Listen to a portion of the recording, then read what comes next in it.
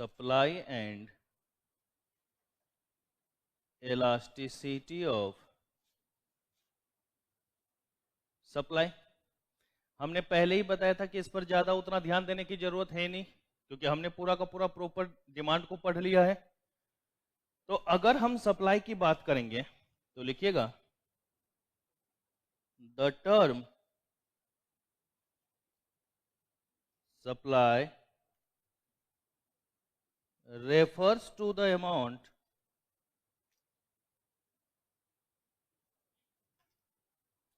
of a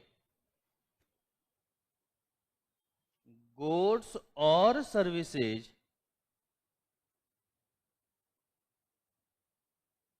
that the producers are willing and able to offer to the market at various prices during a period of time। कि भाई जो भी producer, भाई आपको जरूरत है तो आपकी जरूरत को पूरी की जाएगी।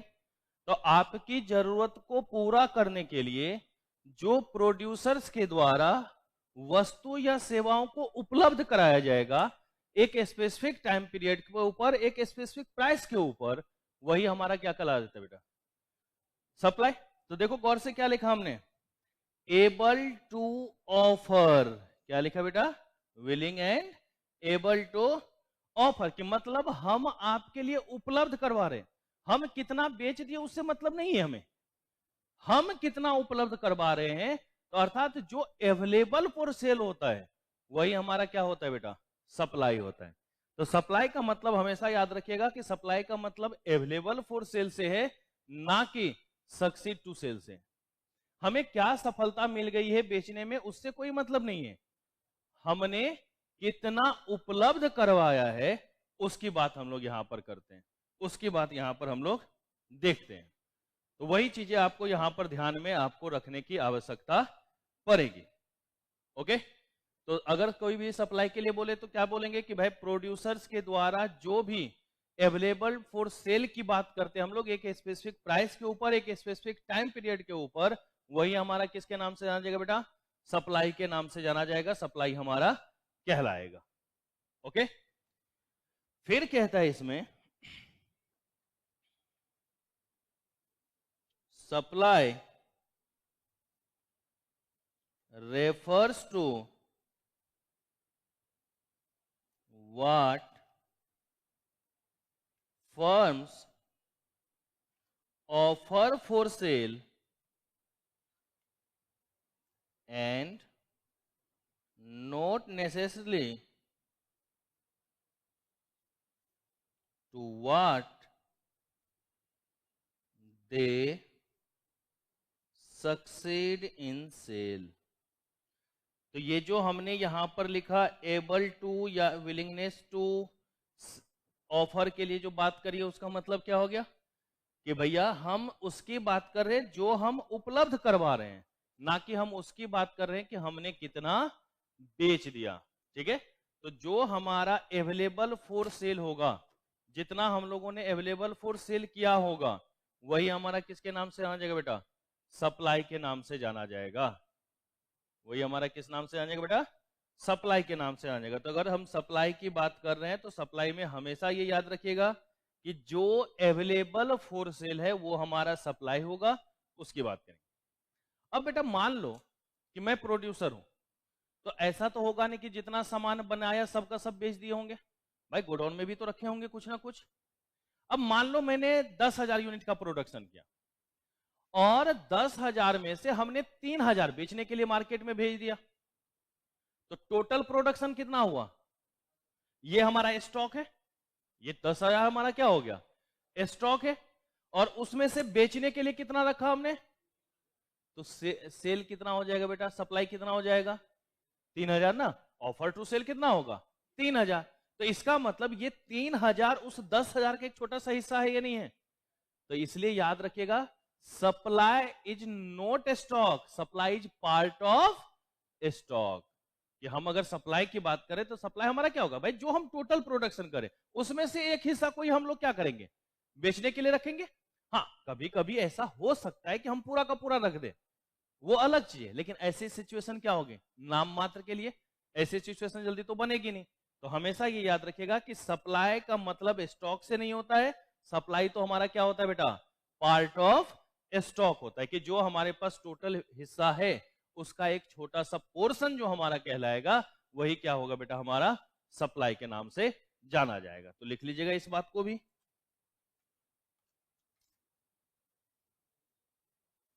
Supply is a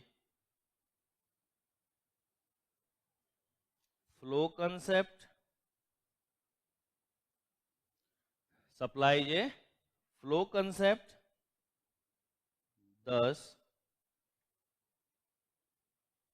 stock is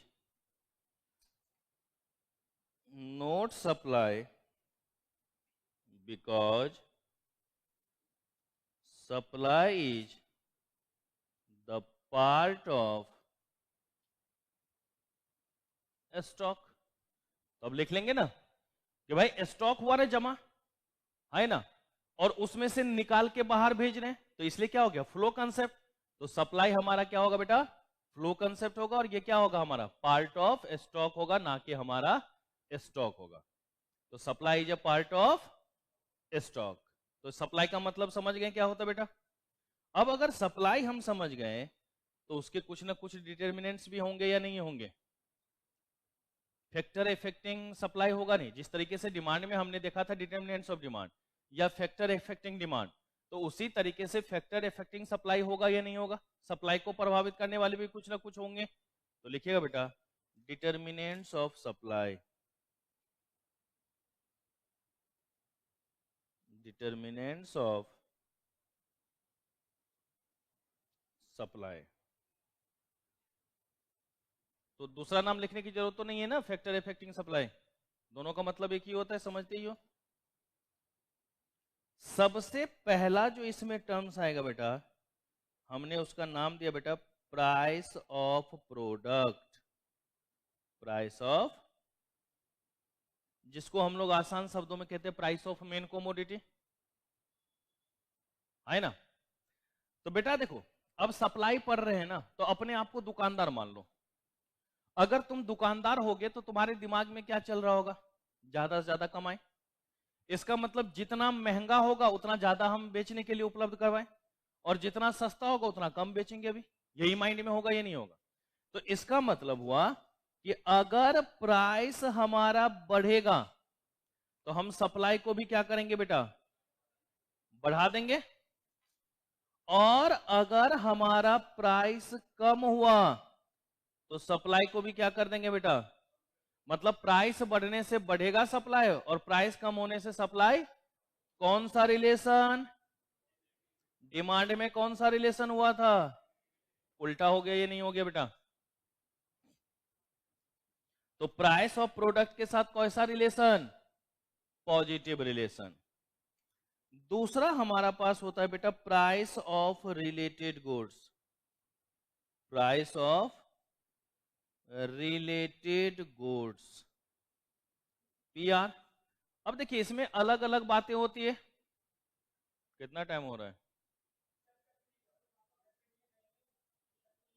बाद में बिजनेस कर लेना बेटा। प्राइस ऑफ रिलेटेड गुड्स, तो अगर प्राइस ऑफ रिलेटेड गुड्स की बात करें तो भाई सब्स्टिट्यूट्स भी होगा या कॉम्प्लीमेंट्री भी होगा, है ना।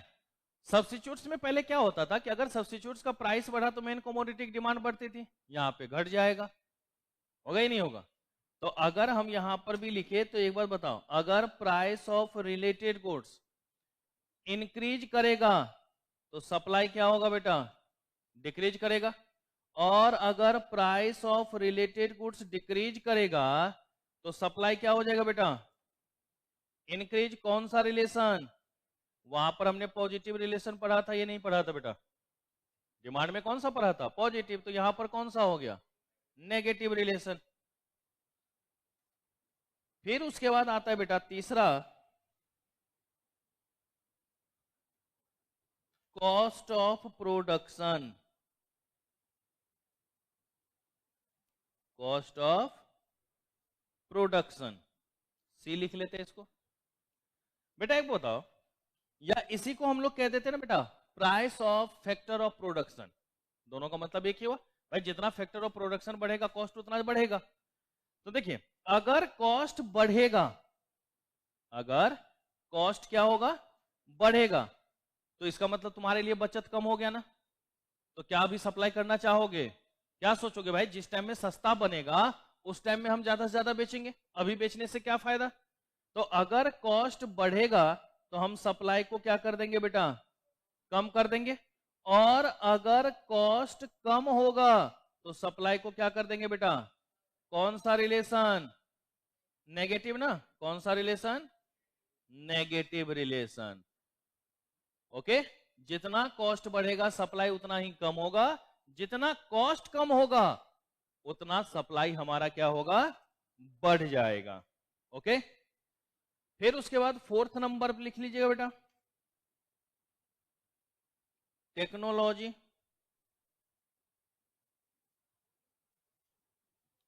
बेटा एक बताओ, टेक्नोलॉजी जितनी अच्छी होगी कॉस्ट ऑफ प्रोडक्शन उतना कम होगा। टेक्नोलॉजी जितनी अच्छी होगी कॉस्ट ऑफ प्रोडक्शन क्या होगा, उतना कम होगा ना बेटा।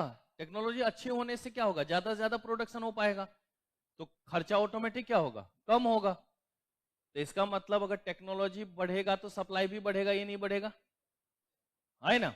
कि अगर हम कहीं से भी ऐसी बातें कर रहे कि टेक्नोलॉजी हमारा क्या हो, सुपीरियर हो, अर्थात फेवरेबल हो, तो सप्लाई भी हमारा क्या हो जाएगा बेटा। और अगर टेक्नोलॉजी हमारे पास आउटडेटेड हो, पुराने जमाने वाले, तो ऑटोमेटिक सप्लाई भी क्या होगा बेटा हमारा, कौन सा रिलेशन, पॉजिटिव रिलेशन। कौन सा रिलेशन, पॉजिटिव रिलेशन।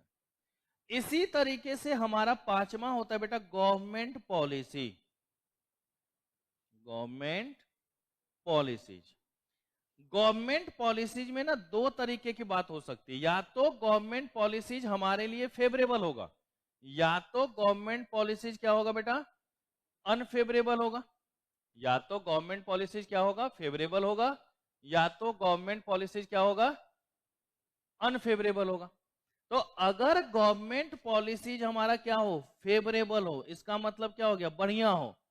फेवरेबल का मतलब होता है बेटा टैक्स का कम होना और सब्सिडी का बढ़ जाना, यही तो फेवरेबल होगा ना। भाई गवर्नमेंट बोले कि अभी 15% टैक्स ले रहे थे, चलो अब 5% रहेगा, तो हम खुश हो जाएंगे कि नहीं, कि 10% तो हमारा बचत हो गया ना भाई, है कि नहीं। तो फेवरेबल का मतलब टैक्स का कम होना। या गवर्नमेंट बोले चलो 10% हमारी तरफ से डिस्काउंट है, तो सब्सिडी भी हमारे लिए क्या होगा, फायदेमंद होगा। तो अगर कहीं पर फेवरेबल गवर्नमेंट पॉलिसीज बोले ना, तो उसका यही दो मतलब होगा, टैक्स रेट का कम हो जाना और सब्सिडीज का बढ़ जाना। तो अगर टैक्स रेट कम होगा तो तुम सप्लाई अपना बढ़ा दोगे या नहीं बढ़ा दोगे, सप्लाई को ज्यादा से ज्यादा क्या कर दोगे, इंक्रीज कर दोगे। और उसी तरीके से अगर अनफेवरेबल हो जाए, अगर क्या हो जाए, अनफेवरेबल। अनफेवरेबल का मतलब क्या हो गया, टैक्स रेट का बढ़ जाना और सब्सिडीज का क्या हो जाना, तो तुम्हारे लिए महंगा हो गया ना, तो सप्लाई भी क्या कर दोगे बेटा, कम कर दोगे। कौन सा रिलेशन, पॉजिटिव रिलेशन हुआ या नहीं हुआ। क्योंकि अगर गवर्नमेंट पॉलिसीज फेवरेबल है तो सप्लाई ज्यादा से ज्यादा, और अगर गवर्नमेंट पॉलिसीज अनफेवरेबल है तो सप्लाई कम से कम हो जाएगा। ओके, फिर उसके बाद आता है बेटा छठा number, future expectation to change about price. Future expectation to change about price. बेटा एक बताओ, अगर तुमको लगेगा कि प्राइस जो है फ्यूचर में बढ़ने वाला है, तो तुम तो स्टॉक करके रख लोगे ना, जब महंगा होगा तभी बेचेंगे। तो इसका मतलब इस टाइम में तुम सप्लाई को क्या कर दोगे, प्रेजेंट में सप्लाई को क्या कर दोगे, कम कर दोगे। लेकिन अगर तुझे ये लगेगा कि भाई आगे जाके तो ये सस्ता हो जाएगा, तो तुम क्या सोचोगे, भाई जितना बेचना है अभी बेच ले। होता ये नहीं होता है। आप देखो ना, जब भी प्याज वगैरह का दाम बढ़ता है तो लोग स्टॉक करके रख लेते हैं या नहीं रख लेते हैं, कि थोड़ा सा और महंगा हो जाए फिर उसके बाद आराम से बेचूंगा। तो अगर प्राइस आगे बढ़ने वाला है तो सप्लाई को क्या कर दिया जाएगा, कम कर दिया जाएगा। और अगर प्राइस आगे कम होने वाला है तो बोलेंगे अरे यार नुकसान हो जाएगा, जल्दी अभी जितना बिक रहा है जल्दी से बेच लिया जाए। तो कोई दिक्कत नहीं। तो कौन सा रिलेशन, डिमांड में पॉजिटिव पढ़े थे या नहीं पढ़े थे, याद है ना, कि प्राइस अगर बढ़ने वाला है तो अभी डिमांड बढ़ा देते थे हम लोग कि भाई आगे तो महंगा हो जाएगा। लेकिन सप्लायर क्या सोचेगा, अच्छा बढ़ने वाला है, आराम से अभी रोक के रख लो। क्योंकि अब तुम्हारा दिमाग कैसे सोच रहा होगा, दुकानदार की तरह सोच रहा है ना। पहले तो तुम एक खरीदार थे, और खरीदार तो जानते हैं भाई हमारा बचत कैसे, तो दुकानदार क्या सोचेगा, हमारा फायदा कैसे। तो दोनों का दिमाग क्या होगा, उल्टा सोचेगा ना। आपके लिए कॉस्ट कम होगा तो खुशी होगी, और हमारे लिए जितना महंगा होगा उतनी खुशी होगी या नहीं होगी। तो दोनों का माइंड क्या होगा, जस्ट अपोजिट सोचेगा या नहीं सोचेगा। तो रिलेशन भी क्या होता जा रहा है, जस्ट अपोजिट होता जाएगा, ये नहीं सोचेगा।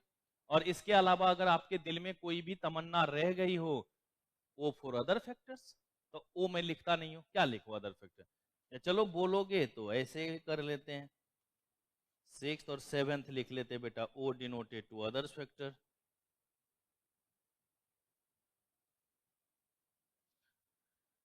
भाई अगर अदर्स फैक्टर है, या तो ये हमारे लिए क्या होगा, फेवरेबल होगा, या तो ये हमारे लिए क्या होगा, अगर सप्लायर के लिए फेवरेबल है इसका मतलब उसको फायदा ज्यादा हो रहा होगा, तो सप्लाई क्या करेगा, बढ़ा देगा। और अनफेवरेबल होगा तो सप्लाई क्या कर देगा, कौन सा संबंध बेटा, पॉजिटिव। कोई दिक्कत यहां तक, पक्की वाली बात, क्या बेटा, हाँ, ओके, बोलो।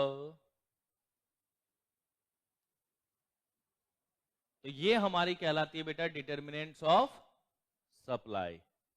अब इसके बाद वहां हमने लॉ ऑफ डिमांड पढ़ा था ना बेटा। बेटा रिलेटेड गुड्स में मैंने बोला देखो, या तो सब्स्टिट्यूट्स होगा या कॉम्प्लीमेंट्री होगा। अगर मान लो पानी है, एक है बिस्लरी का और एक है किनले का, दोनों सब्स्टिट्यूट गुड्स। बिस्लरी की पानी है और किनले का पानी, दोनों सब्स्टिट्यूट गुड्स। अब अगर बिस्लरी महंगा हो जाएगा तो डिमांड अगर तुम करते तो किसका डिमांड करते हैं, किनले वाला। लेकिन अगर सप्लायर है तो दुकान वाला क्या बोलेगा, रे किनले को छुपा के रख दे तो हम बेचेंगे कौन सा।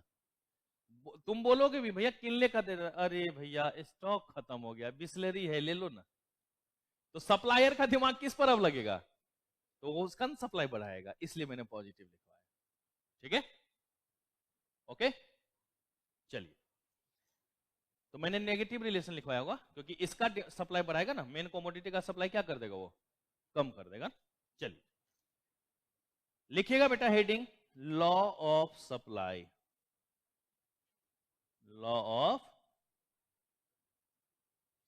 बेटा एक तो हम लोग सभी चीजें जानते हैं कि जब भी लॉ ऑफ डिमांड पढ़ रहे हो या लॉ ऑफ सप्लाई पढ़ रहे हो, बाकी चीजों को कांस्टेंट रखना होता है या नहीं रखना होता। बदलाव सिर्फ और सिर्फ किस में, प्राइस में होनी चाहिए, प्राइस ऑफ मेन कमोडिटी या प्राइस ऑफ प्रोडक्ट में होनी चाहिए।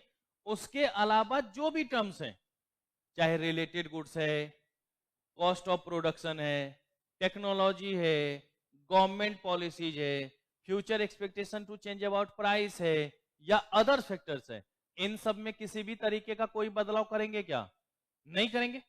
इन सब में किसी भी तरीके का कोई बदलाव नहीं करेंगे। उसको क्या रखना पड़ेगा, हमें कांस्टेंट रखना पड़ेगा, ये नहीं रखना पड़ेगा, उसको क्या रखना होगा, हमें कांस्टेंट रखना पड़ेगा। तो वो बातें यहां पर ध्यान में रख लेंगे। ओके, तो चलिए जरा लिखिएगा law of supply.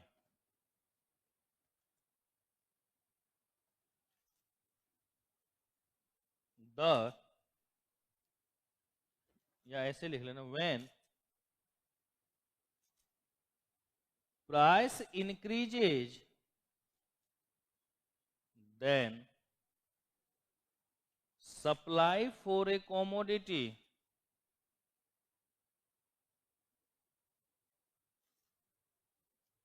also increases and vice versa. But other things being constant, और अदर थिंग बीइंग कांस्टेंट का क्या नाम लिखवाया था बेटा? सेटरेस पेरिवस, सेटरेस पेरिवस, कि जब प्राइसवा बढ़ेगा तो सप्लाई भी बढ़ेगा, एंड वाइस वर्सा, कि अगर प्राइस कम होगा तो सप्लाई भी क्या हो जाएगा बेटा हमारा? कम हो जाएगा ही नहीं हो जाएगा? अगर प्राइस कम होगा तो सप्लाई भी क्या हो जाएगा हमारा? कम हो जाएगा। तो हम सभी तो ये बात जानते ही हैं क्योंकि हमने ऊपर में रिलेशन देख ही लिखा, एंड वाइस वर्सा। लेकिन बाकी चीजों को क्या रखना पड़ेगा? हमें कांस्टेंट रखना पड़ेगा। इसका मतलब क्या हो गया? Price of related goods, cost of production, technology, government policies, future expectation and other factors remain constant. इन सब में किसी भी तरीके का कोई बदलाव नहीं होगा ना? इस सब में किसी भी तरीके का कोई चेंज करेंगे क्या? नहीं करेंगे।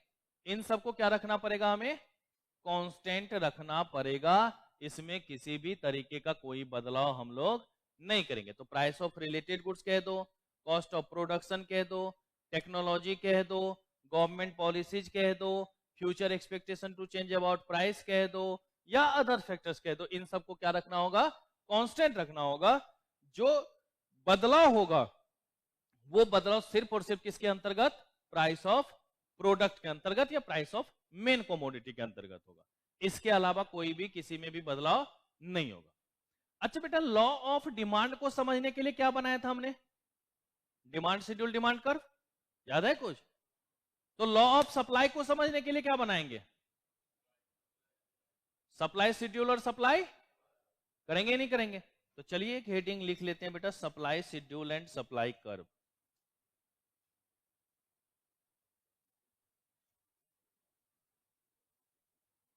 Supply schedule and supply curve. बेटा कल की क्लास कोई भी मिस मत करना। मैं प्रोडक्शन के मेन जितने भी होते हैं ना वो सारे कल करवा दूंगा। 2 क्लास में पूरा कंसेप्ट करवा दूंगा और तीसरे क्लास में दिल खोल के खाली क्वेश्चन कर लेंगे हम लोग, तो रिवीजन बढ़िया से हो जाएगा। ठीक है ना? क्वेश्चन हर चैप्टर का मैं क्वेश्चन करवाता हुआ साथ में जा रहा हूं ताकि समझ में आ जाए कि कैसा क्वेश्चन आ रहा है और किस तरीके से करना है। और जब भी क्वेश्चन करो ना, एक एक वर्ड के ऊपर ध्यान देना, क्योंकि वर्ड का मीनिंग बदलेगा ना आंसर अपने आप बदल जाएगा। अगर वर्ड में कभी एस भी लग जाता है ना तो आंसर के ऊपर इंपैक्ट पड़ता है। तो इसलिए क्वेश्चन को जब भी पढ़ो तो बड़े प्यार से, अभी कौन सी हड़बड़ी है हमें? जब क्वेश्चन कर रहे हैं तो कोई हड़बड़ी है? किसी से मिलने जाना होगा? नहीं ना, मिल मिला के आ जाना, उसके बाद फोन ऑफ करके तब क्वेश्चन कर लेना, लेकिन ईमानदारी से पढ़ना। इसी तरह आईसीआई में जब भी आप एग्जाम देंगे, पता है क्वेश्चन बच्चों को आता है, वो भावनाओं में बह के गलत कर जाते हैं।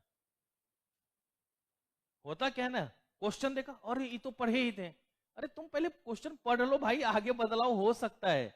गलतियां वहां होती हैं। होता है ना कि बच्चे पूरा देखते नहीं, एक अरे ये तो पढ़ा हुआ क्वेश्चन लग रहा है, ऑप्शन देख लिया, यही तो था हमने पढ़ा था बुक में। बुक में पढ़ा था, पहले क्वेश्चन तो देख ले कि आगे कहीं नोट तो नहीं लगा दिया था कि इनमें से कौन नहीं होना चाहिए, और तुम पढ़ के गए हो कि इनमें से कौन सा होगा। वाइस एंड वर्सा। तो इसलिए क्वेश्चन को बड़े प्यार से पढ़ के करना। मैं भी जो भी टेस्ट यहां पर लूंगा, जितने भी क्वेश्चन करें ईमानदारी से करें। चोरी करके क्या फायदा? एक होता है यहाँ पे तुम 100 में 100 ले आओ, क्या आईसीआई तुमको इस बेसिस पे रिजल्ट देगा? लेकिन अगर यहाँ पे 100 में 30 ही आ रहा होगा और वो अगर अपने दिमाग से होगा तो अगली बार उसको 40 करने की कोशिश करोगे ना, फिर 50 करने की कोशिश तो करोगे ना। लेकिन अगर चीटिंग करके इस बार 100 में 70 ले आए तो तुमको क्या लगे? देखा सर जी 70 है, आप आगे बढ़ोगे ही नहीं, कतई नहीं बढ़ोगे, क्योंकि फिर माइंड उस अनुसार सोचने लगता है। और हम ह्यूमन बॉडी है भाई, साइकोलॉजिकल इफेक्ट हमारे दिमाग पर होता है। कोई आपके बगल में बैठ करके 5 बार बोल दे कि अरे यार बेकार पढ़ा रहे हैं, कुछ समझ में नहीं आएगा, कुछ समझ में, देखना अगली बार से सब कुछ भी टॉपिक समझ में नहीं आएगा। लेकिन अगर तुम पॉजिटिव माइंड से बैठ जाओ कि नहीं टीचर जो भी पढ़ा रहे हैं ना एकदम बढ़िया समझ में आएगा, आप बैठ के देखना कितना मजा आता है। तो ये होता है, ह्यूमन साइकोलॉजिकल इफेक्ट होता है। तो थोड़ा सा क्वेश्चन को ईमानदारी से पढ़ना। तो बेटा शेड्यूल और कर्व लिखने की तो जरूरत नहीं है ना।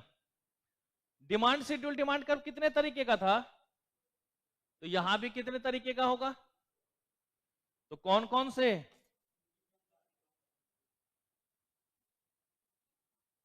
Individual supply schedule and curve, है ना, और दूसरा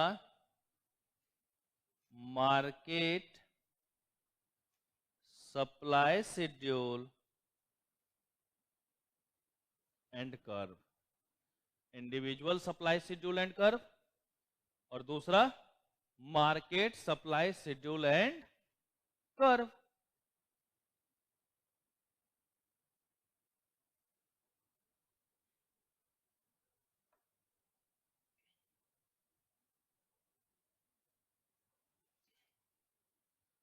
individual supply schedule and curve, market supply schedule and curve.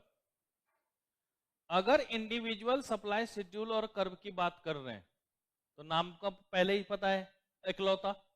और मार्केट में क्या हो गया, सबको मिला देना। तो एक साथ ही कंबाइंड शेड्यूल बना ले, कोई दिक्कत तो नहीं ना।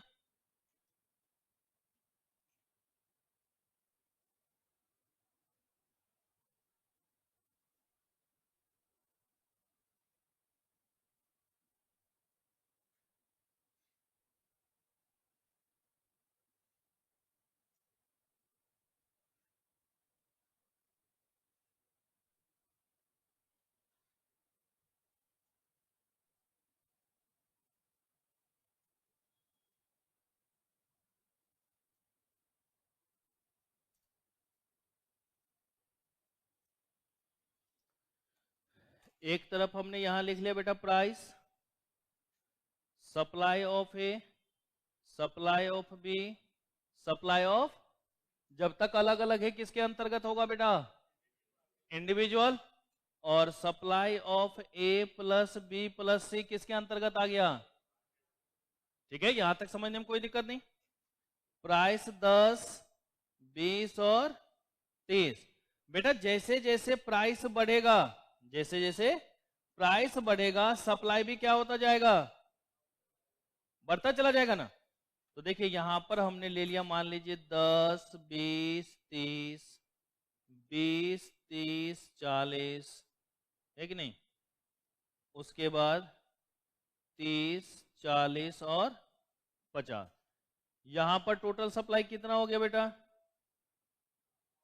60, 20, 30, 40, 90,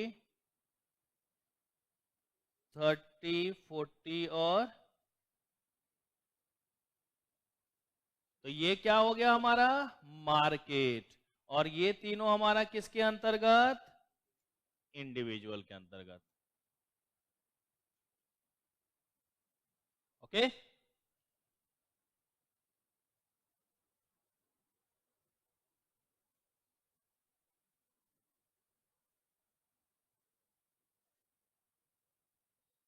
या कल एक काम करूं, कल प्रोडक्शन ना पढ़ा के बिजनेस साइकिल खत्म ही कर लूं, एक क्लास में पूरा निपट ही जाएगा, एक चैप्टर से माइंड तो रिलैक्स हो जाएगा। क्या नहीं होगा ना, मैंने पूरा शेड्यूल इसीलिए पहले ही बना के दिया हुआ है भाई, इससे भी तो एग्जाम में क्वेश्चन आने ही है ना, है कि नहीं।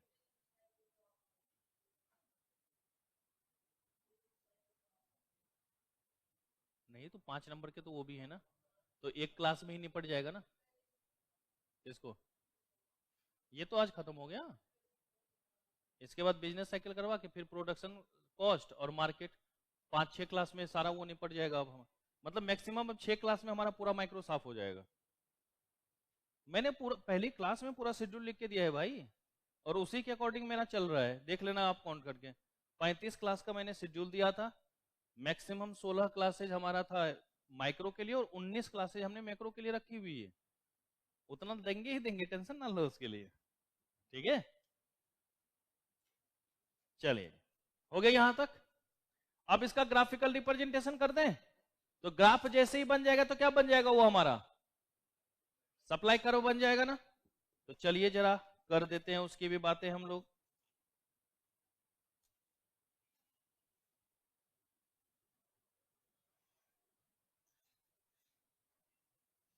एक्स और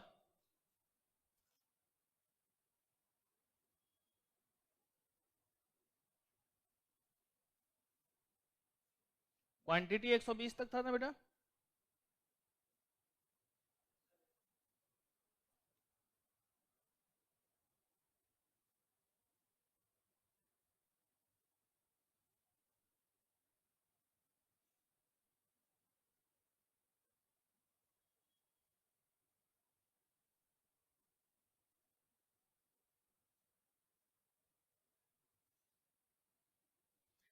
चलिए, जब 10 था तो सप्लाई भी कितना था बेटा?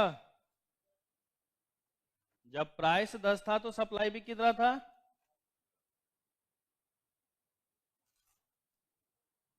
जब प्राइस 20 हो गया था तो सप्लाई भी बढ़ के कितना हो गया?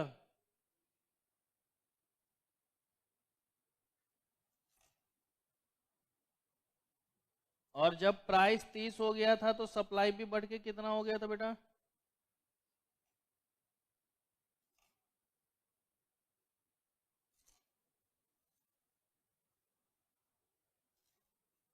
सप्लाई ऑफ ए। चलिए बी का देखिए 10 पर कितना था बेटा? 20 पर कितना था?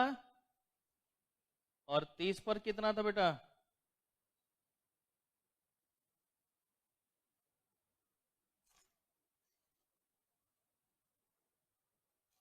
सप्लाई ऑफ बी हो गया बेटा।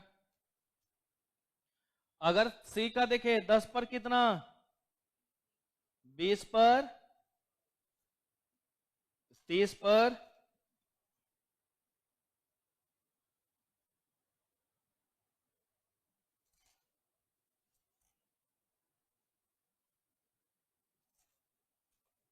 सप्लाई ऑफ सी।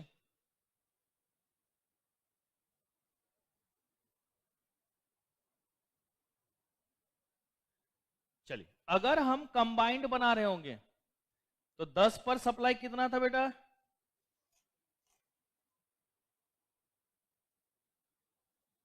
और 20 पर कितना था?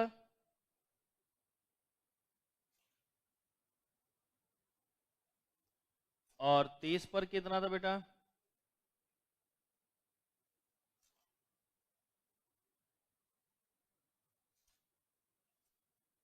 अब ये जो कर्व बनेगा यही क्या होगा बेटा? Supply of A plus B plus, demand में स्लोपिंग डाउनवर्ड हो रहा था ना बेटा, यहां पर कौन सा हो गया? स्लोपिंग। क्यों हो गया? क्योंकि दोनों में कौन सा रिलेशन? Positive relation. दोनों में कौन सा रिलेशन? Positive relation. तो ग्राफ बनाने के बाद नीचे लिख लीजिएगा बेटा, सप्लाई कर्व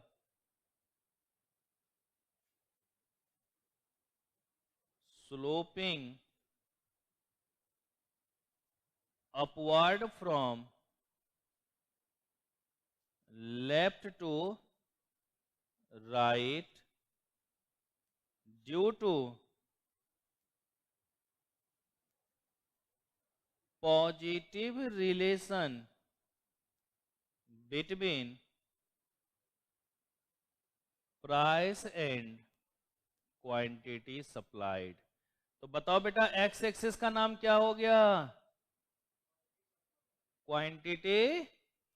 और वाई एक्सिस पे क्या रहेगा? प्राइस सप्लाइड तो नहीं लिखेंगे ना, प्राइस तो प्राइस ही रहेगा। ठीक है, ज्यादा समझने के लिए बोल सकते हैं सेलिंग प्राइस। ओके, तो सप्लाई कर्व क्या होगा बेटा? Sloping upward from left to right. क्यों? क्योंकि पॉजिटिव रिलेशन होता है किसके बीच में? प्राइस में और क्वांटिटी सप्लाइड के बीच में। फिर कहता है supply curve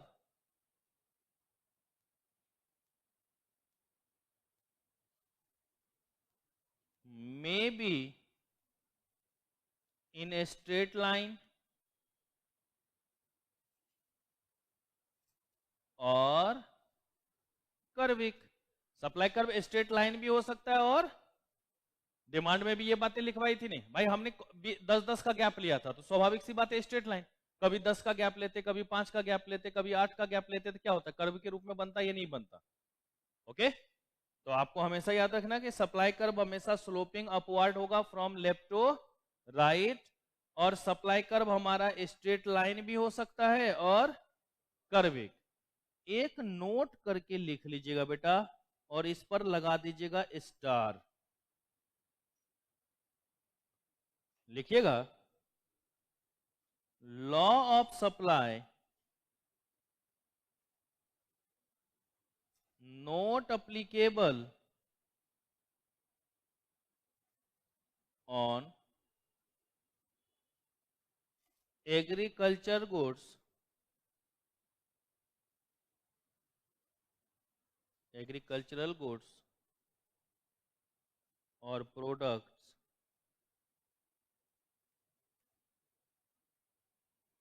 social distinction goods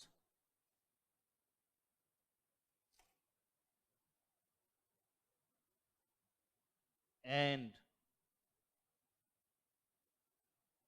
perishable goods।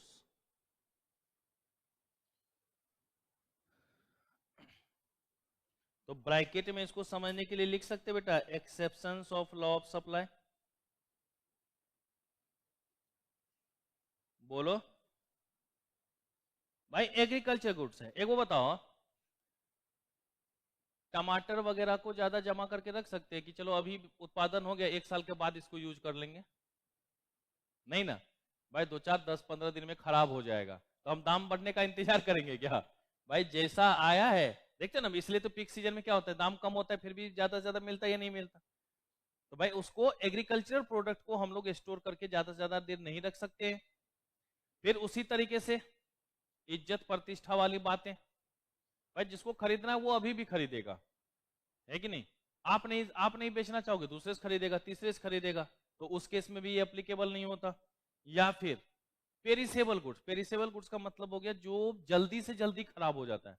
दूध, दुकान वाला कभी बोलेगा नहीं नहीं हमने डीप फ्रीजर में रखा हुआ है जमा करके, 1 महीने बाद निकालेंगे।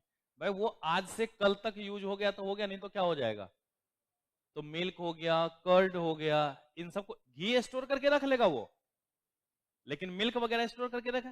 तो पेरिसेबल का मतलब होता है जिसको हम स्टोर नहीं कर सकते, तो उसका दाम बढ़ने का इंतजार करोगे क्या? भाई जितने में मिल रहा है ले लो भैया, नहीं तो वो भी नहीं मिलना। आप देखना ना, सब्जी वाला शाम में ना सस्ता कर देगा, आप लेट नाइट जाओ वो सस्ता करते, क्योंकि उसको पता है कि अगर बिका तो ठीक है, नहीं तो ऐसा ना हो कि सुबह ये गाय को देना पड़े खाने के लिए। मैं अभी परसों की बात बता रहा, तो गया हुआ था तो सब्जी लेने, तो मैंने बोला भाई ऐसे काली काली गोभी क्यों रखा हुआ है? अभी 2-3 दिन पहले की बात बता रहा हूँ। तो ऐसे काली काली गोभी क्यों रखा है? बोला अरे सर क्या करें, हमने ले तो आया था, सोचा था कि होली के दिन शाम में लगाएंगे, पर टुन हो गया था तो लगा ही नहीं पाया, तो खराब हो गया। तो मैंने बोला यहाँ क्यों रखा? बोला आज जो बिका बिका, नहीं तो सुबह गाय को। मतलब सही है, आदमी खरीद ले तो ठीक है, नहीं तो जानवर को। क्या वो स्टोर करके रख सकता है उसको? नहीं रख सकता। भाई हम लोग घर में ले जाते हैं, थोड़ा सा ले जाते हैं तो चलो फ्रिज में 1 आध दिन छोड़ भी दें, वो लोग कहां से, भाई घर में थोड़ी ना हर कोई कोल्ड स्टोरेज बना रखा होगा। भाई जो नॉर्मल ठेले वाले बेचारे हैं वो क्या करते हैं, ऐसे ही बाहर में छोड़ देते कि हवा लगता रहे, 1-2 दिन चल जाए, इसीलिए रखते हैं। कोल्ड स्टोरेज की सुविधाएं तो होती नहीं है, तो क्या इन सब चीजों को स्टोर करके रख पाएगा वो? भाई तो जिस दाम में बिक रहा है वो क्या करे, बेच के निकल ले। तो आप देख रहे हैं ना, शाम में सब्जी वाले का रेट हाई रहेगा, जैसे जैसे 8 के बाद टाइम क्रॉस करता जाएगा उसका रेट भी क्या होता जाएगा। और 10 बजे के बाद जाओ, अरे भैया ले जाइए ना, जो देना होगा दे दीजिए, होता ही है। आप देखना जो होटल वगैरह होता है ना, उसके सामने 11 बजे के बाद ठेले वाले सब लगाएंगे, जो दे दे, क्योंकि बाकी बचा है वो आउटडेटेड माल ही है उसका, ले जा यार। तो ये काम होता है। तो इस सब केस में क्या लॉ ऑफ सप्लाई को हम देखेंगे क्या? प्राइस बढ़ने का इंतजार कर पाएंगे क्या? नहीं कर पाएंगे। तो इसलिए यहां पर लॉ ऑफ सप्लाई अप्लीकेबल नहीं हो पाएगा। ओके, तो इसलिए इसको एक्सेप्शंस करके लिखा है हमने, नोट करके लिख लीजिएगा और स्टार लगा दीजिएगा, बराबर ये पूछ देता है। ओके, इस अटेम्प्ट पूछा नहीं था, तो अगले अटेम्प्ट कंफर्म है कि इसमें से एक क्वेश्चन तो ये रहेगा। अब बेटा हमने याद करो, डिमांड में भी मूवमेंट और शिफ्ट ऑफ डिमांड पढ़ा था। तो क्या मूवमेंट और शिफ्ट ऑफ सप्लाई नहीं हो सकता? हो सकता है, ये नहीं हो सकता? तो लिखिएगा बेटा, मूवमेंट एंड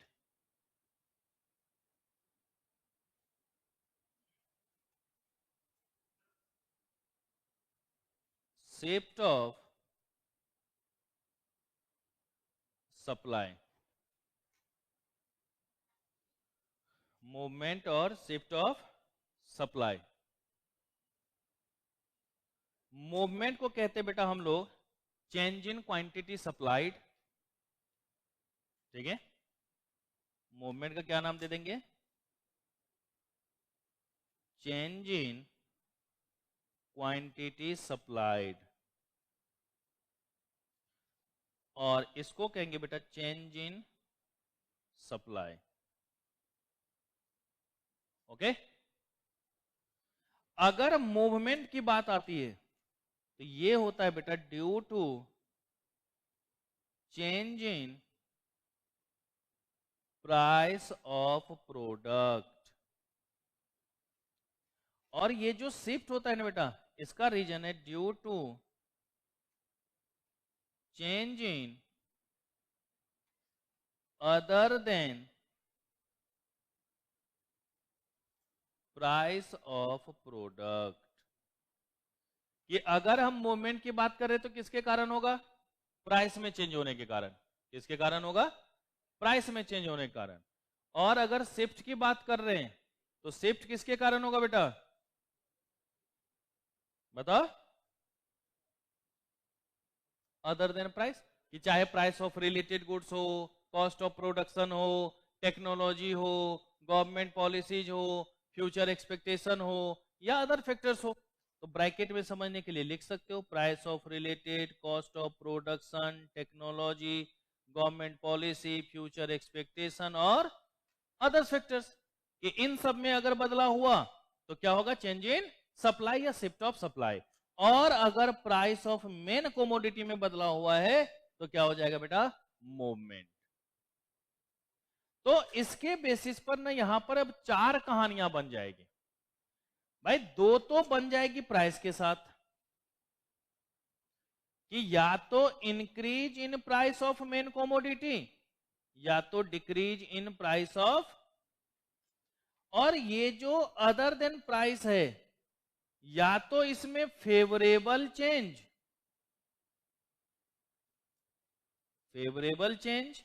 या तो अनफेवरेबल चेंज। 2 तरीके की बातें आएंगी या नहीं आएंगी बेटा? तो अगर due to change in price of product की बात कर रहे हैं, किसकी बात कर रहे हैं? Due to change in price of product की बात कर रहे हैं, तो 2 तरीके की बात, या तो प्राइस बढ़ेगा या तो प्राइस कम होगा। और उसी तरीके से उधर अगर बात करें तो या तो उसमें फेवरेबल चेंज होगा या तो उसमें क्या होगा? अनफेवरेबल चेंज होगा। ओके? अब देखिए, अगर प्राइस बढ़ता है तो सप्लाई बढ़ेगा या नहीं बढ़ेगा? अगर प्राइस बढ़ेगा तो सप्लाई भी क्या होगा? बढ़ेगा।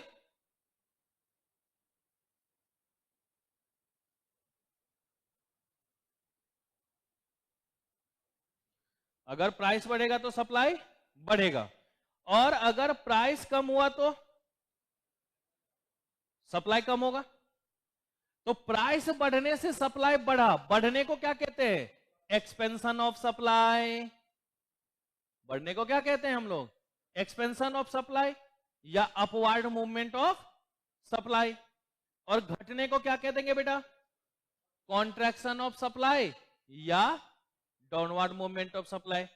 उसी तरीके से फेवरेबल चेंज हुआ तो हम सप्लाई को क्या करेंगे? बढ़ा देंगे, तो इंक्रीज इन सप्लाई या right word shift of supply. और अगर अनफेवरेबल चेंज हुआ है तो सप्लाई कम हो जाएगा, तो किस नाम से जानेंगे बेटा उसको?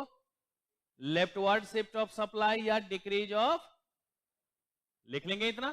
तो चलिए ग्राफ खाली बना के नीचे नाम लिख देते हैं। ओके?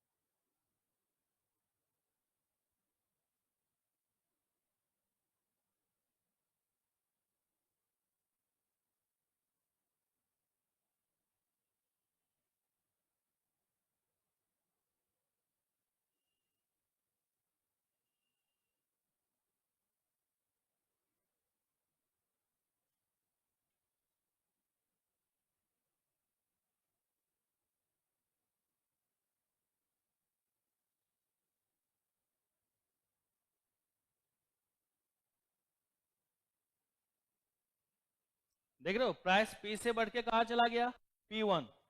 क्वांटिटी सप्लाइड Q से बढ़ के क्या हो गया बेटा, तो अपवर्ड मूवमेंट है या नहीं है, तो इसको क्या नाम देंगे बेटा, एक्सपेंशन ऑफ सप्लाई। क्या नाम दे देंगे इसको, एक्सपेंशन ऑफ सप्लाई, या upward movement of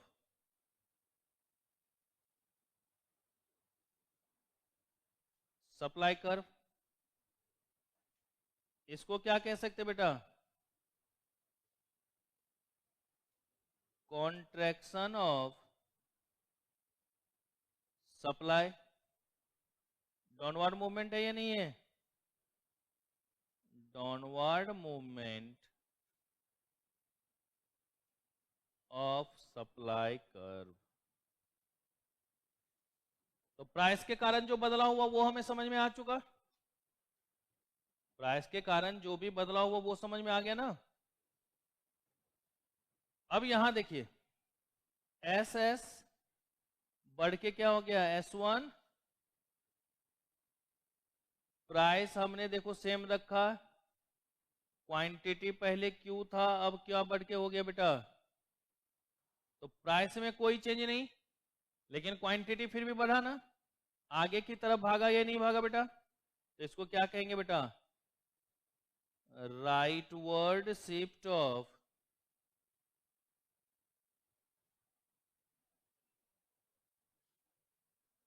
supply curve, या इसी को कहते बेटा increase in supply, increase in supply. अब देखिए बेटा यहां पर एस एस है, अब क्या हो गया, S0 S0। प्राइस हमने सेम रखा, क्वांटिटी पहले था Q, अब घट के क्या हो गया बेटा, Q0 ना, प्राइस सेम, क्वांटिटी डिक्रीजेज, तो क्या नाम देंगे इसको बेटा, लेफ्टवर्ड शिफ्ट ऑफ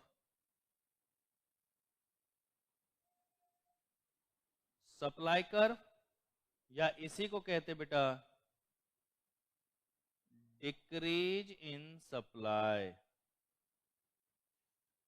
क्या नाम देंगे इसी को, डिक्रीज इन सप्लाई।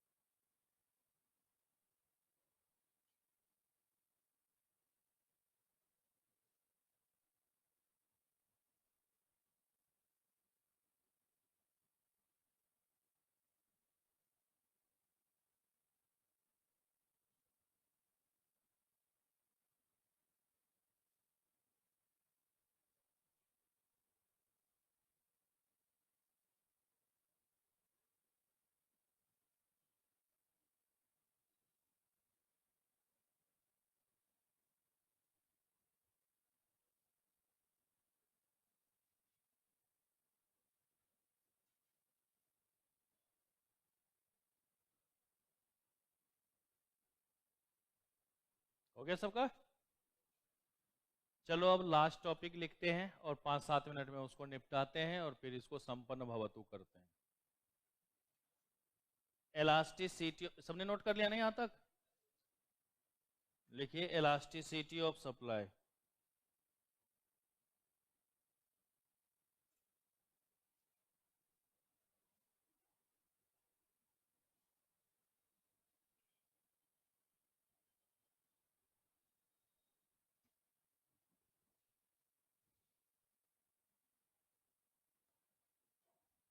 लिखिएगा, the degree of responsiveness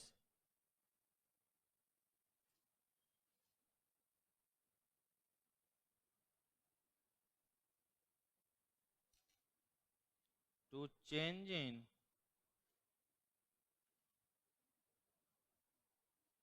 supply of main commodity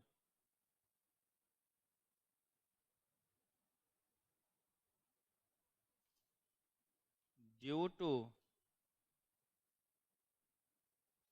change in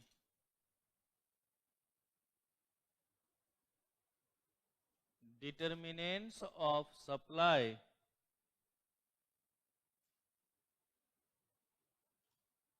then that degree of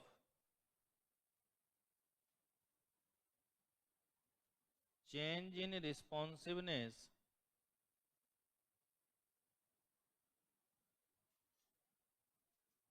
is known as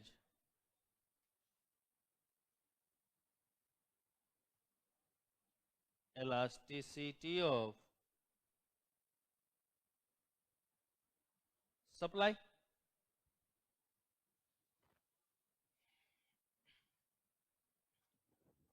कि जो भी सप्लाई ऑफ मेन कमोडिटी के ऊपर बदलाव होगा डिटर्मिनेंट्स ऑफ सप्लाई के कारण, तो जो भी ये प्रभाव हमारा पड़ रहा है, जो भी ये हमारा इंपैक्ट हो रहा है, उस इंपैक्ट को ही हम लोग क्या कहेंगे बेटा? Elasticity of supply. और डिमांड में होता था तो इलास्टिसिटी ऑफ डिमांड। क्या मेथड होता है नहीं होता है वो सब पढ़ने की जरूरत नहीं है, दो छोटा छोटा अपना फॉर्मूला लिखते हैं, काम खत्म। ओके, चलिए। एक हम लोगों ने याद है वहां पर पढ़ा था परसेंटेज और प्रोपोर्शनेट मेथड, बोलो।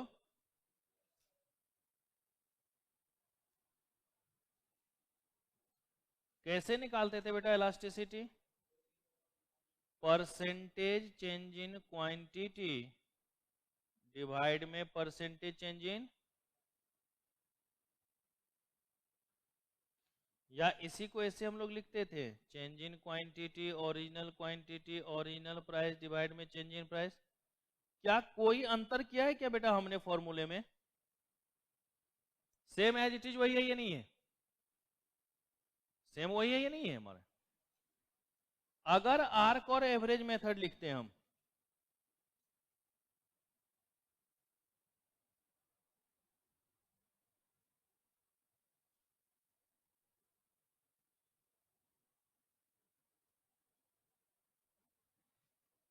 आर्क और average method,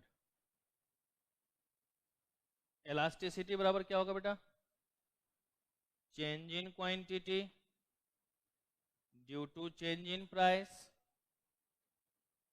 average price divide average quantity, यही होता है ना बेटा? क्या हो गया? Q minus Q1 divide P minus P1, P plus P1 divide में 2, एवरेज तो यही निकलता है, और Q प्लस Q1 डिवाइड में 2, 2 से 2 खत्म। E बराबर Q minus Q1 divide Q plus Q1 into P plus P1 divide P minus, क्या यही फॉर्मूला वहां पर भी लिखा था क्या हमने? कोई अंतर है? कोई अंतर यहां पर नहीं होगा।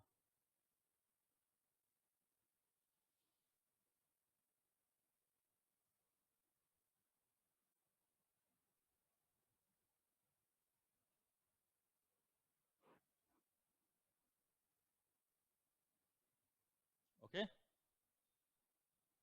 हो गया। अब इसी में लिख लीजिए बेटा डिग्रीज ऑफ इलास्टिसिटी, 5 वहां पर पढ़ाया था ना, वही पांचों नाम यहां पर लिख के खत्म करते हैं। ओके, डिग्रीज ऑफ इलास्टिसिटी,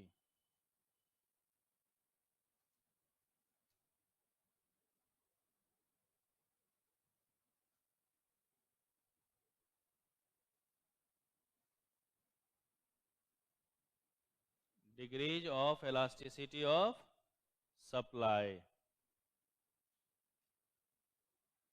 सबसे पहला क्या लिखवाया था बेटा? E बराबर 0,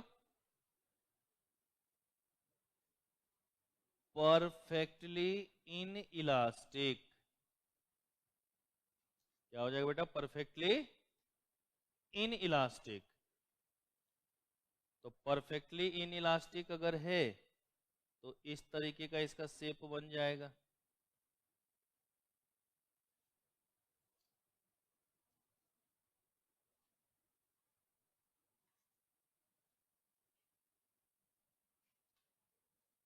E बराबर 0।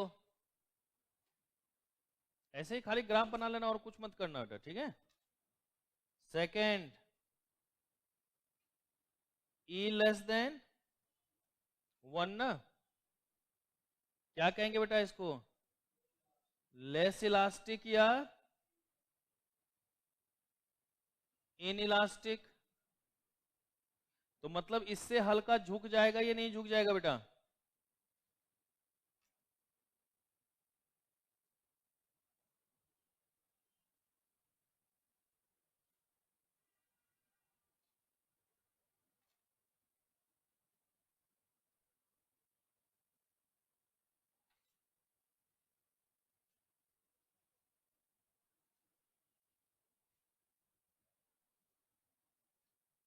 ओके। देख रहे ना, पहले ऐसे था, अब हल्का क्या हुआ, झुक गया।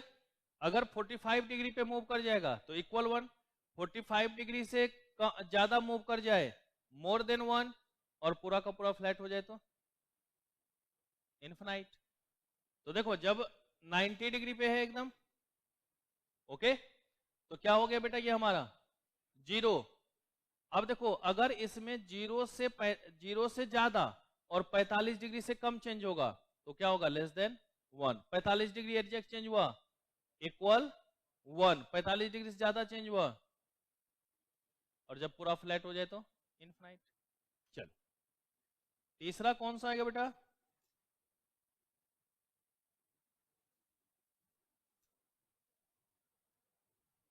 यूनिटी या यूनिटरी इलास्टिक।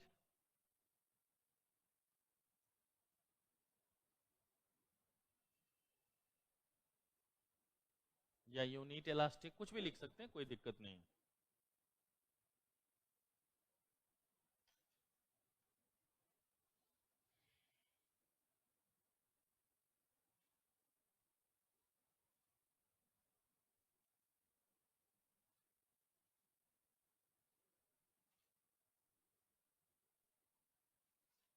देख लो बेटा बीचे बीच मुड़ गया या नहीं मुड़ गया,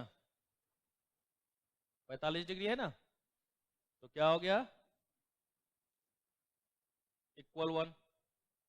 और 45 डिग्री से ज्यादा मूव कर जाएगा तो मोर देन 1 होगा ना, तो चौथा लिखिए ग्रेटर देन 1।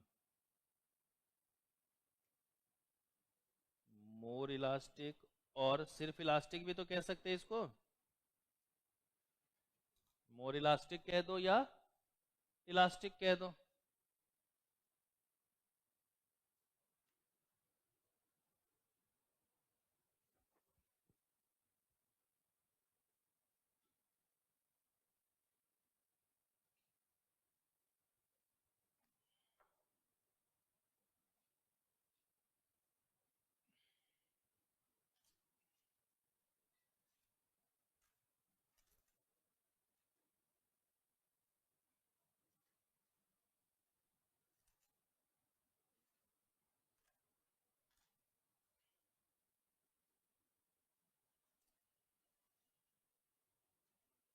ओके, देख रहे हो ना, अब ज्यादा झुका हुआ है इन्हें 45 डिग्री से।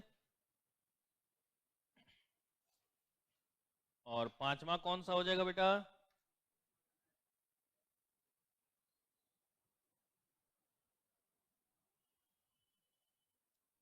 परफेक्टली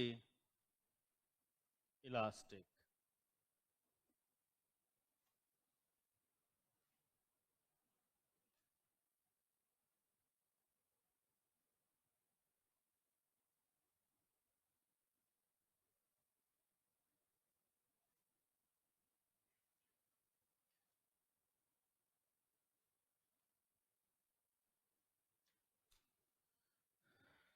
ओके, तो देख रहे ना बेटा, देखो 0 less than 1, equal 1, more than 1, और इनफिनाइट।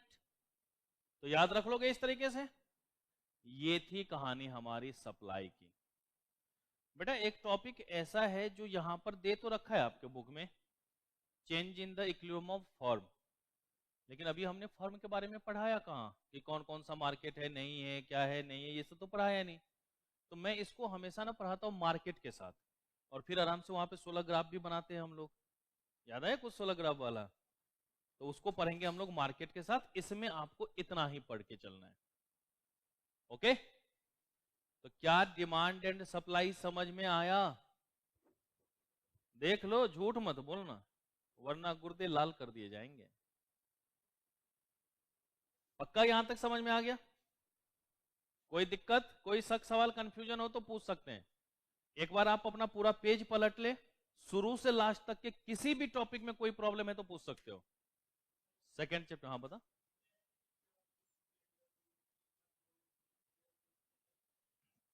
देख, इसमें हम लोग देखते हैं इनकम इलास्टिसिटी को। जब भी ऐसे कॉमोडिटी के जो नेचर के बेस पर आता है ना, तो हम लोग किसको देखते हैं? इलास्टिसिटी।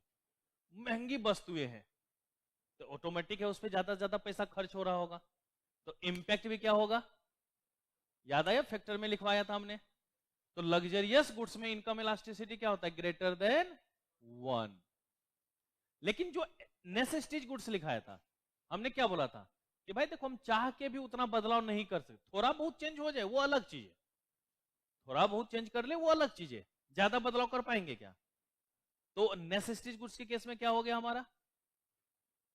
लेस इलास्टिक, मतलब एक से कम। अगर नॉर्मल गुड्स है, नॉर्मल नेचर का गुड्स है, हाँ चल है तो है, अगर इनकम बढ़ा चल हम ये भी खरीद लेते, थोड़ा सा सही लगेगा, तो वहां पर इक्वल 1। तो गौर से देखो, तीन तरीके की बात।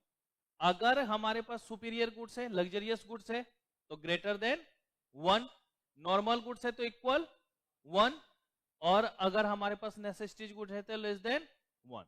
लेकिन अगर हमारे पास इंफीरियर गुड्स है, लो क्वालिटी गुड्स है, तो इनकम बढ़ेगा तो हम छोड़ देंगे या नहीं छोड़ देंगे? तो उस केस में ना नेगेटिव इनकम इलास्टिसिटी होती है। बस ये चार याद रख लेना और कुछ याद मत रखना, ठीक है? ये चार याद रख लेना। इंफीरियर के केस में नेगेटिव, लग्जरियस के केस में ग्रेटर देन 1, पॉजिटिव तो है ही है, ग्रेटर देन 1, नॉर्मल के केस में इक्वल 1, और नेसेसिटीज के केस में लेस देन 1। बस ये चार याद रख लेना, बाकी सब साफ। ओके, और बाकी मैंने फैक्टर अफेक्टिंग इलास्टिसिटी और डिमांड मैंने लिखवाया ही था, 8 लिखवाए थे उसमें हमने। और बताओ बेटा, क्या बेटा? मैंने बोला देखो, पूरा पानी था ना मेरे पास, क्या मैंने एक ही बार में बोतल खत्म कर दिया? ये पूरा 1 लीटर हमारे पास क्या था? स्टॉक। हमने गिलास में कुछ निकाला, वो पीने के लिए निकाला था ना, तो स्टॉक में से जो हमने निकाल दिया है पीने के लिए, अर्थात बेचने के लिए, वो है सप्लाई। ओके, अब क्लियर समझ में? और बताइए।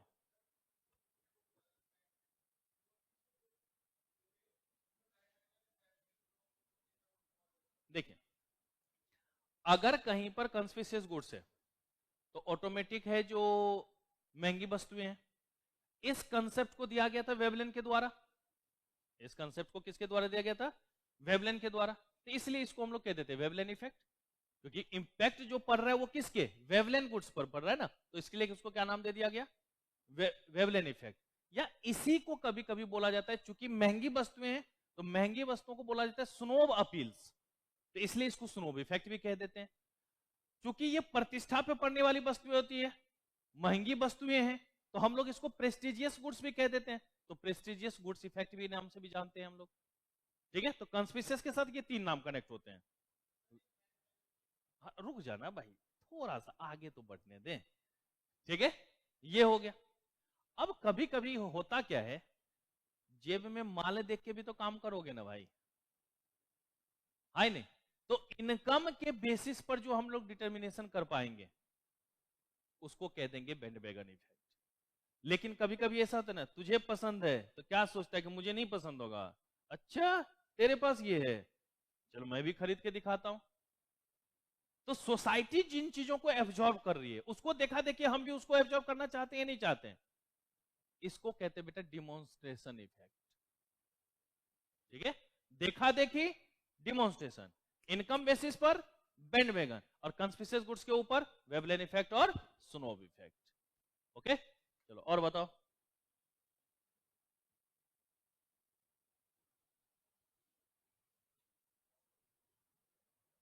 मैंने बोला भी था कि मैं ये सारे ना डेफिनेशन ग्रुप में भेज दूंगा, तो आज टॉपिक खत्म हो गया ना, आज आपके पास मिल जाएंगे ये डेफिनेशन। पिछली बार भी याद होगा तो ग्रुप में मैंने पूरा लिख के दिया था, क्या होता है वेवलेंथ इफेक्ट, क्या होता है स्नोव इफेक्ट, क्या होता है डेमोन्स्ट्रेशन। ग्रुप में अगर होगे तो देखना।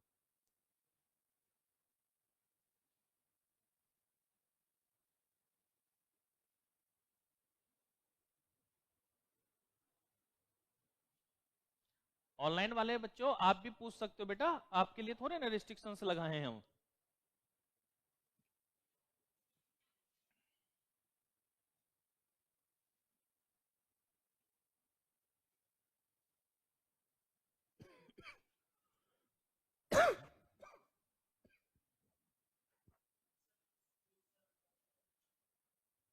तो वो अभी क्लास के बाद जब रुकूंगा ना पूछ लेना, कोई दिक्कत नहीं।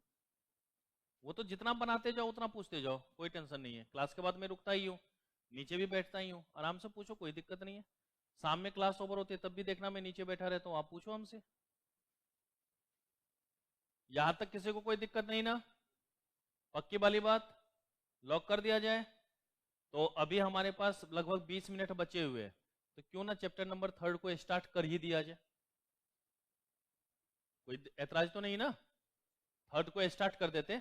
कल तो एक सेपरेट क्लास रख लेंगे बिजनेस साइकिल का कि एक ही क्लास में खत्म हो जाएगा, लेकिन डिमांड्स ऑफ प्रोडक्शन कॉस्ट से स्टार्ट कर लेते हैं, फिर परसों से इसको आगे बढ़ जाएंगे हम लोग।